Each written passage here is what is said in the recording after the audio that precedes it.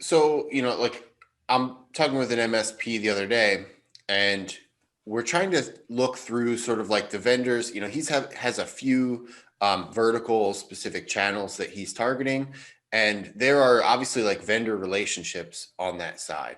And so we're looking at these companies and we're trying to figure out, who can we collaborate with to, create content and that would could be cross promoted. And now, there's already some like referral action coming back and forth, but like how do you sort of like put a bow on that, and start to do it intentionally?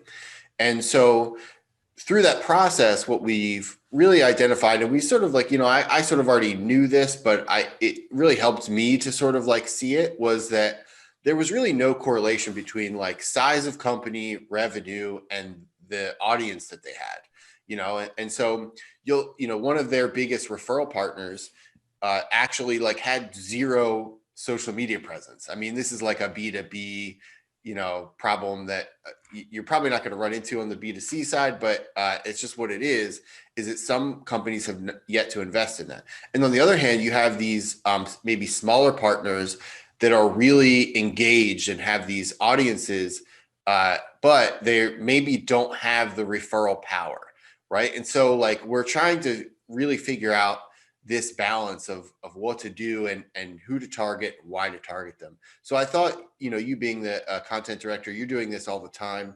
I'd love to get your thoughts on it and what your approach is. Yeah, I mean, finding the right partner, I think is a huge thing because you're constantly trying to do things to build up your own audience, build up your own channels. But I mean, the shortcut to any of this is always finding someone who's already got these things developed and you're latching onto them, right? And I mean, most of my advice is comes down to being human and finding the right other humans to get in touch with. And so, I mean, the way you're talking about it, you absolutely have to keep in mind who makes sense as a good partner from a business perspective in terms of they're talking to the right people that you want to talk to, right? So for these MSPs who are in certain verticals, obviously they see, I mean, you hear people talk all the time about finding other centers of influence. And so maybe we can talk about a specific example for like one of the people that you're working with and their vertical. But for us, I can talk about just what my own strategy has been with Ninja. I mean, I came to Ninja from the last company I worked for was a cybersecurity startup. So I had some relationships with other vendors and other thought leaders in the space that bled into the MSP world, but it was pretty new to me. And so I had to figure out who are the people I can get in touch with and who are the people that I can leverage to have on as guests, or I can go onto their, get involved with what they're doing. Let's do some co-marketing and stuff. And the way that I did it was first stepping back and doing just kind of the what you would expect, right? Like I'm monitoring the space in terms of just publication, who is active, and so I more found the people who fall into that second camp you were talking about. Those are the first ones I found, where the people who are already super active doing things, and those are going to be the easiest people to partner with anyway, right? Because they're already doing something. And I also started joining community groups. So there's a Discord group, MSPs are us, that I joined. There's IT Pool Party. There's lots of Slack groups and Facebook groups, all that sort of thing.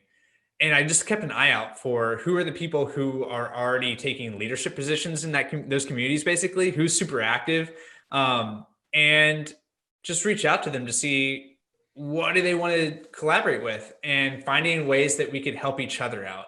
I think if you start with a group of people who are actively already pumping out a ton of content or doing events or running communities, it's less of a heavy lift because they're already doing it. You don't have to explain this concept. You don't have to push them into doing activities that are uncomfortable for them, maybe.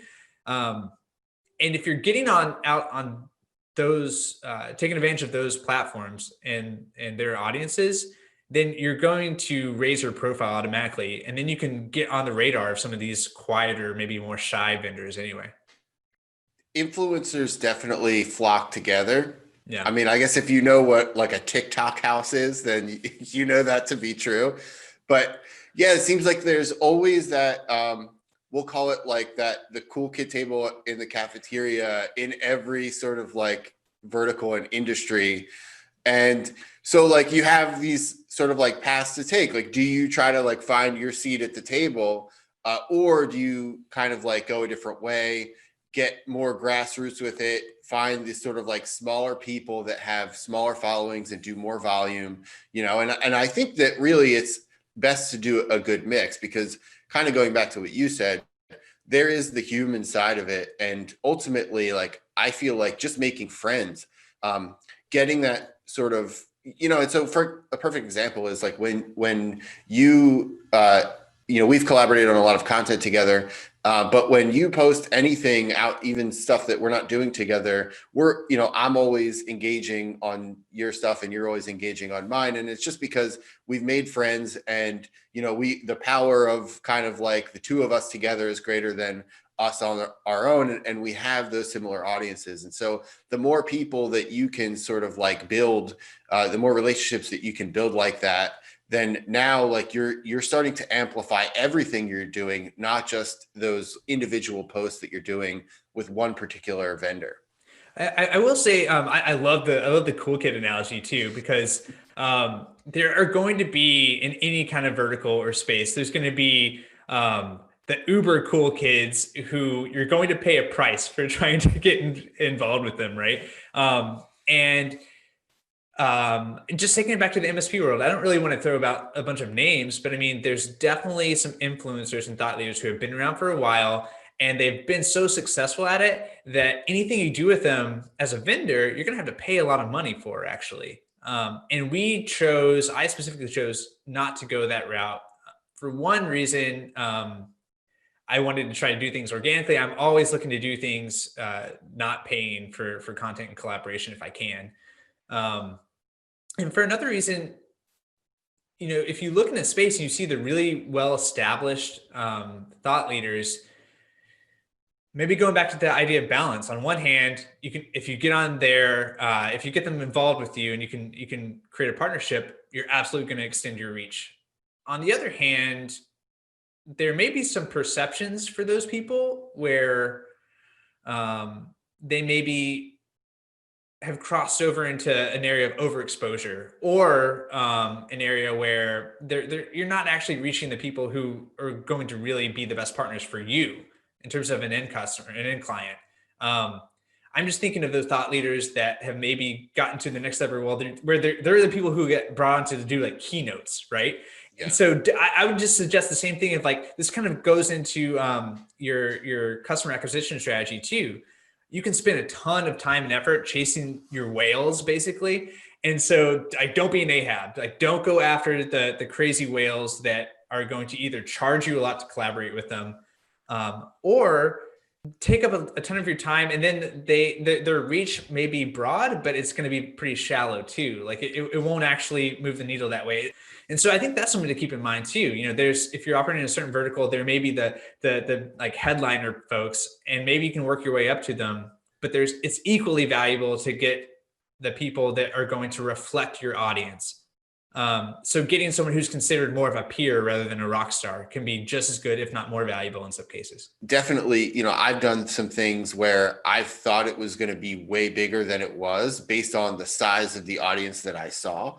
But then you kind of realize like, wow, they have a large audience, but they're not engaged at all.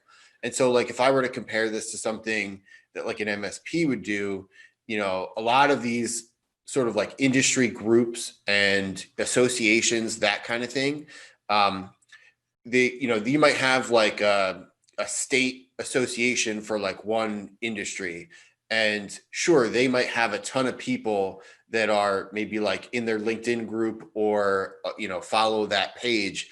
But like, just because you sort of are able to find your way into that sort of like post or on that feed doesn't necessarily mean that they have huge engagement. Just look at, here's a way to do it. Look at their like LinkedIn posts, and then see how many engagements are on the posts that they're putting out. Like, if they have an audience of 25,000 people as far as like their page following, and then they're getting like 3 sort of like thumbs up or whatever on a post, it means that those posts are not carrying because their audience is not engaged. And so, and those could be board members too. Yeah.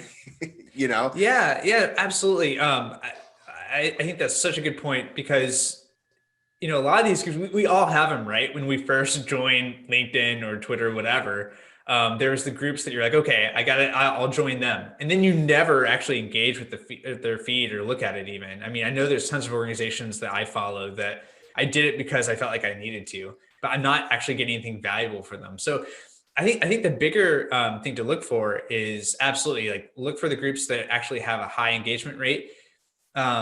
You may also look inside communities and look for the people.